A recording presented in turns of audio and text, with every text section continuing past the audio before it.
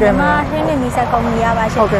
ညီမတို့ဒီဟင်းနဲ့မီဆက်ကုမ္ပဏီနဲ့ဒီစားပိတ်တွေလောက်လာတာဘယ်လောက်ကြာပြီလဲမသိဘူးနော်ဟုတ်ကဲ့အမကျွန်တော်ဒီဟင်းလွင်နဲ့ပေါ့အလုပ်ဟိုစပြီးတော့စားပိတ်လောက်လာတော့ကျွန်တော်တစ်နှစ်နီးပါးလောက်တော့ရှိပြီမှာဟုတ်ကဲ့ဟုတ်ကဲ့ဟုတ်မစားပိတ်တွေလောက်တဲ့ခါရင်မှာရောကိုအခုအနေနဲ့စိတ်ချနေမှုရှိမရှိလေးအကိုရဲ့စိတ်အမြင်လေးကိုပြောပြပါအောင်ရှင်ဟုတ်ကဲ့ဟို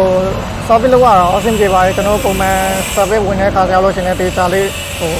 လုပ်ပေးရပေါ့အဆင်ပြေပြီးတော့နောက်ထပ်ဟိုစားလေး emergency case တွေပါရှိလာခဲ့လို့ရှင်လည်းအားချင်းဟိုအချိန်လိုတွင်းဟိုကြောင်းအောင်လို့ပေါ့ဟိုအချိန်ညှိပြီးတော့အဆင်ပြေအောင်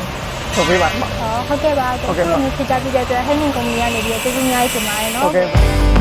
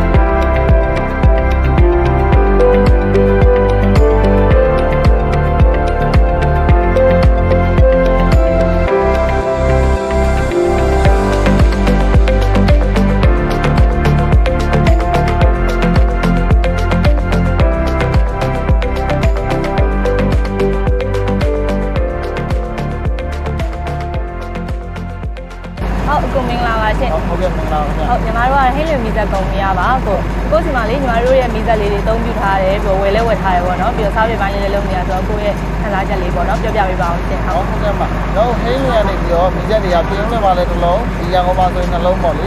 နှလုံးဝယ်ထားတာတော့ပြီးတော့ကျင်းတော့လုံးသုံးလုံးပေါ့နော်လောလောဆယ်ကတော့အခုသုံးရတာလည်းအဆင်ပြေတယ်နောက်ပြီးတော့စားပယ်ခြင်းကလည်းလုပ်ပေးထားတာလည်းပိုကောင်းတယ်နောက်ပြီးတော့ငင်ဝိုင်းအစားအကုန်လုံးပြီးဆိုင်ပေးတယ်ကုလအစားလည်းပြီးဆိုင်ပေးတဲ့အတွက်သုံးရတာလည်းအဆင်ပြေပါတယ်ခင်ဗျ